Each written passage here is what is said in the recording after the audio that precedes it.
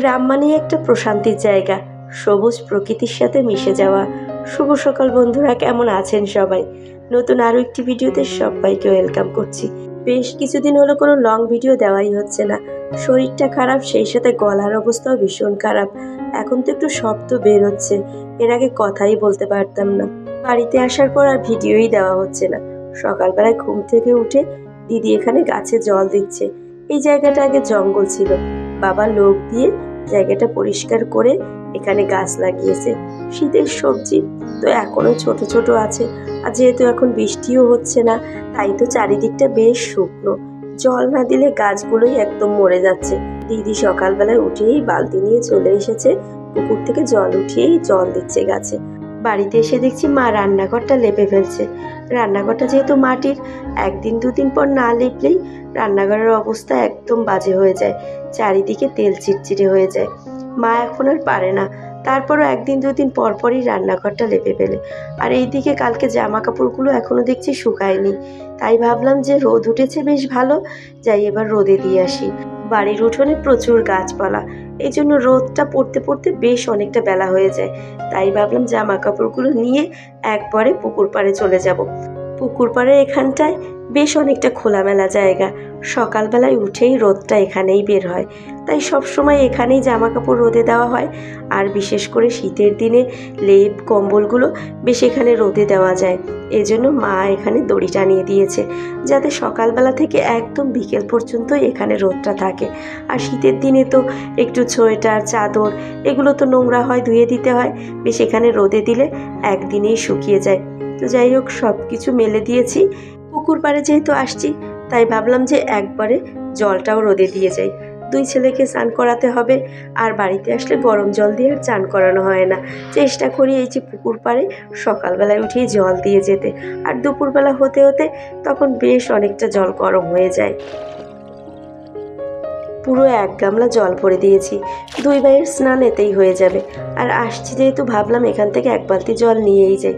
আর এখানে জলটা এতটা পরিষ্কার, এটা দিয়েই আমরা রান্না করি।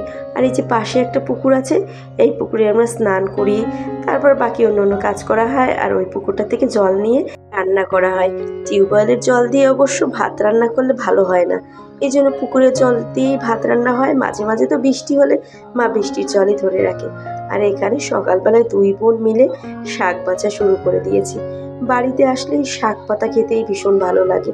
বাড়িতে এলে মাকে বলি যে কয়দিন থাকবো একটু বেশি করে শাক পাতাই রান্না করবে। রান্না করতে বসে গিয়েছি, দিদি আর মা সবজি কেটে দিচ্ছে।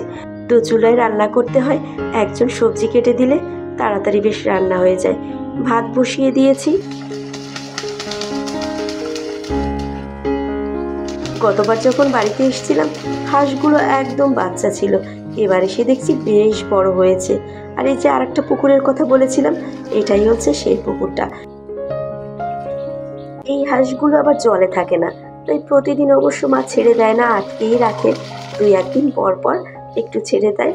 আর এই যে পুকুরে এসে ওরা সাঁতার কাটে, বেশ দেখতে ভালো লাগে। বাড়িতে যেহেতু মা আর বাবা ছাড়া কেউই থাকে না, এজন্য মা বেশ অনেকগুলো হাঁস মুরগি পালন করেছে। আর বাড়িতে এলে এই যে দেশি হাঁস মুরগির ডিম খাওয়া যায়, তারপর এই যে হাঁসের মাংস মুরগির মাংস, এগুলো সব মার পালন করা হাঁস মুরগি খাওয়ানো হয়। বাড়িতে এলেই মাকে বলি কলার পাতায় মাছ ভাপা দেওয়ার জন্য। এই যে ছোট ছোট মাছগুলো কলার পাতায় ভাপা দেওয়া হয়, কলার পাতার যে একটা পোড়া পোড়া ঘ্রাণ, এটাই কিন্তু ভীষণ ভালো লাগে। আর বাড়িতে এলেই চেষ্টা করি মায়ের হাতের কলার পাতায় মাছ ভাপা খাওয়ার জন্য। বাবা দেখছি গাছ থেকে আবার ডাব নারকেল পেরেছে, আর সেটাই এখন কাটছে। আমরা যখনই বাড়িতে আসি, বাবা আমাদের জন্য গাছ থেকে ডাব নারকেল পাড়ে। আর এখন গাছে উঠতে তো পারে না, বড় একটা বাঁশ আছে, সেটা দিয়েই এই নারকেলগুলো পাড়ে।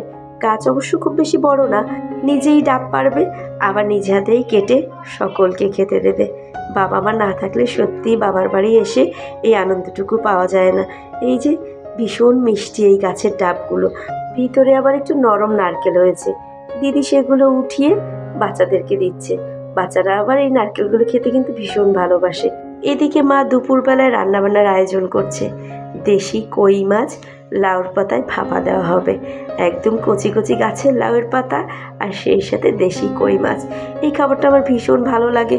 মাঝে মাঝে মা আবার লাউ পাতা কুচি কুচি করে কেটে এরকম মশলা মেখে কড়াইতে দিয়ে ভাপা দেয়, কিন্তু ওটার থেকে আমার এইটা খেতে ভীষণ ভালো লাগে। মাছগুলোতে মশলা মেখে সেই সাথে একটু আলু দিয়ে আর পাতার ভিতর ঢুকিয়ে পাতাটাকে ভালো করে সুতো দিয়ে পেঁচিয়ে দেওয়া হবে। তারপর এটা ভাতের ভিতর দিয়ে ভাপা দেওয়া হবে, আর ভাতটা হবে নিরাশ ভাত, মানে কোনো ফ্যান ঝাড়া হবে না। খেতে ভীষণ ভালো লাগে।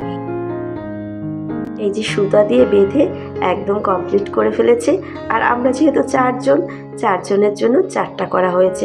বাচ্চারা তো এগুলো খেতে পারবে না, একটু ঝাল হয়তো বেশি। আর এগুলো আমি এবার ভাতের ভিতরে দিয়ে দিচ্ছি। আজ তবে ভিডিওটা এখানেই শেষ করছি। নতুন ভিডিও নিয়ে খুব শীঘ্রই দেখা হচ্ছে। সে পর্যন্ত সবাই ভালো থাকবেন, আর ভিডিওটা কেমন হয়েছে কমেন্ট করে জানাতে ভুলবেন না। আজকের মতো টাটা।